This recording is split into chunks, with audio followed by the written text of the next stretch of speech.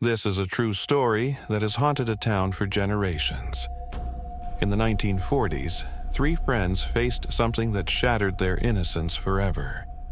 They thought they were proving their bravery, but instead, they opened a door to something sinister. What Glenn experienced that night would follow him for the rest of his life, a nightmare that wouldn't let go until it claimed him.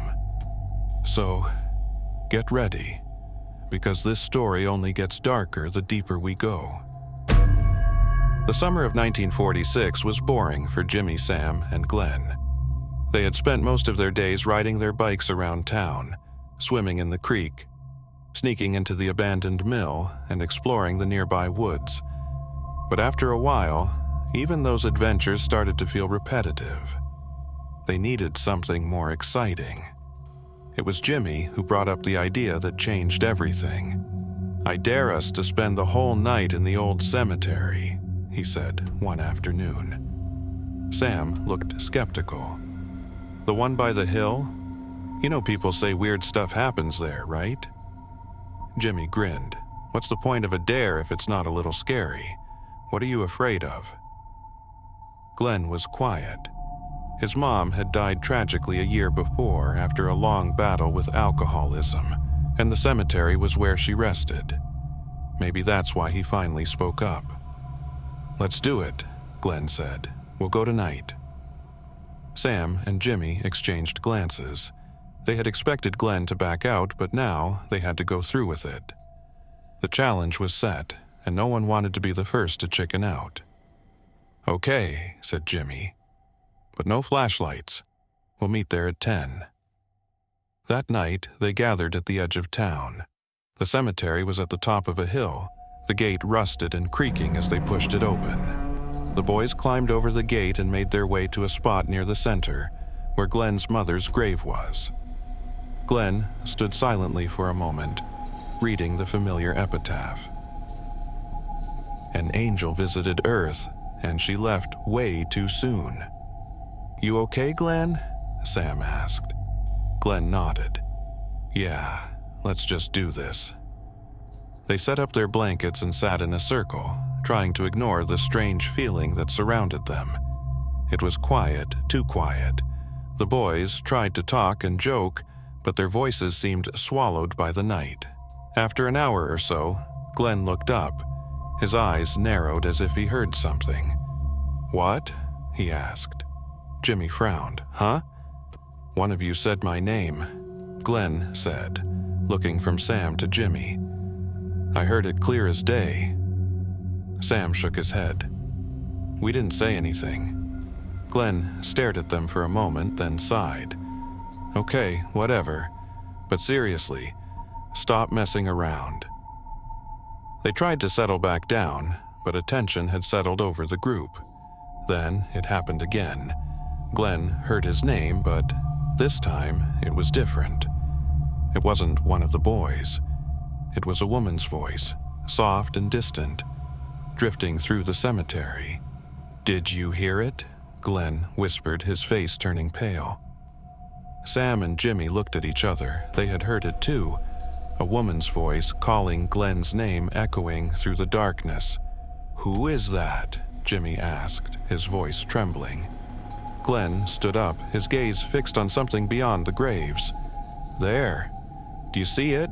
It's Mom?" "What?" Sam said, panic rising in his voice. "Ma," Glenn whispered to himself.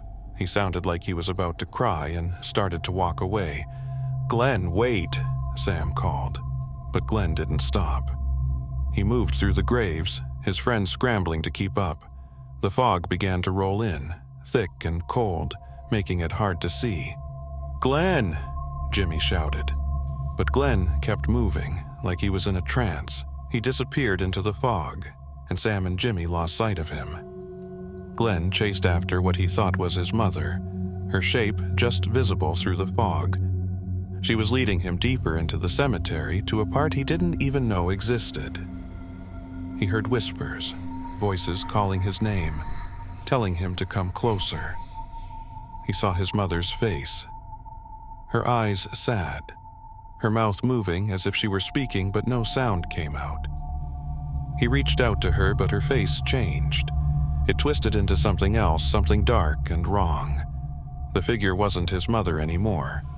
It had shifted into something else, a tall, shadowy figure, human-like but deformed, with empty eyes that seemed to pierce through him and a big, twisted smile that filled Glenn with terror.